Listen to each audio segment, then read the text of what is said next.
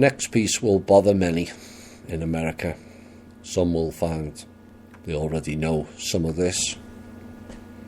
But this is a key of what's going on and what has gone on over a very, very long time.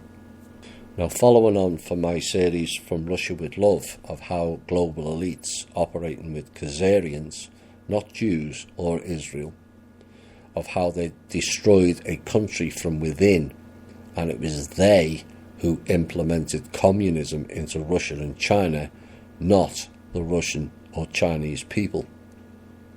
But after the Bolshevik, so-called Bolshevik Revolution, which was nothing to do with the Russian people, Standard Oil of New Jersey, Rockefeller, bought 50% of the Nobel's huge Caucasus oil fields, even though the property had theoretically been nationalized by Russia.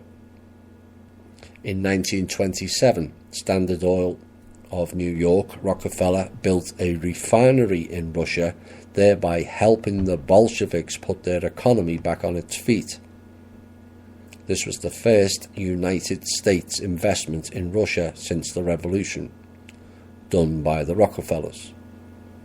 Shortly thereafter, Standard Oil of New York and its subsidiary Vacuum Oil Company, again Rockefeller, concluded a deal to market Soviet oil in European countries, and it was reported that a loan of $75 million to the Bolsheviks was arranged. This was in 1927. Wherever Standard Oil goes, Chase National Bank was sure to follow. The Rockefellers' Chase Bank was later merged with the Warburg's Manhattan Bank to form the present Chase Manhattan Bank. In order to rescue the Bolsheviks, who were supposedly an arch enemy, the Russians, the nasty Russians, the Chase National Bank was instrumental in establishing the American-Russian Chamber of Commerce back in 1922. Now, the president of the chamber was Reeve Schley, S-C-H-L-E-Y, who was the vice president of Chase National Bank. It's a bit like what's playing out now with the Goldman Sachs. In 1925, negotiations between Chase and the Russian Prombank extended beyond finance of raw materials and mapped out a complete program for financing Soviet raw materials exports to the US and imports of US cotton and machinery. And the reports that Chase National Bank and the Equitable Trust Company were the leaders in the Soviet credit business. The Rockefeller Chase National Bank was also involved in selling Bolshevik bonds in the United States in 1928, which probably led to a currency collapse, which is what led to the Depression. Patriotic organizations denounced the Chase as an international fence, and Chase was called a disgrace to America back in 1928. Patriots have been around a long time. The Soviet government had also been given United States Treasury funds by the Federal Reserve Board and the Federal Reserve Banks, acting through the Chase Bank and the Guarantee Trust Company and other banks in New York City. Open up the books of Amtorg, the trading organization of the Soviet government in New York, and also Gostorg, the General Office of the Soviet Trade Organization and the State Bank of the Union of Soviet Socialist Republics, and you'll be staggered to see how much American money has been taken from the United States Treasury for the benefit of Russia. This was in 1933. Find out what business has been transacted for the State Bank of Soviet Russia by its correspondent, and it was the Chase Bank of New York.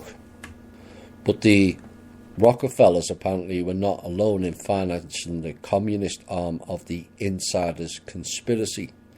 According to a Professor Sutton there's a report in the State Department files that names Kuhn, Loeb and Co., the longest established and important financial house in New York, as the financier of the Russian First 5-Year Plan.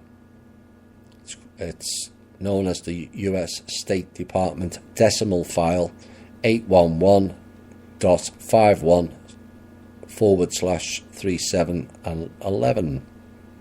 For 50 years, the Federal Reserve, the Council of Foreign Relations, which is a branding company, so they branded the Soviet Union in their image, not the Russian people's, and the Rockefeller insider crowd has advocated and carried out policies aimed at increasing the power of their satellite, the Soviet Union.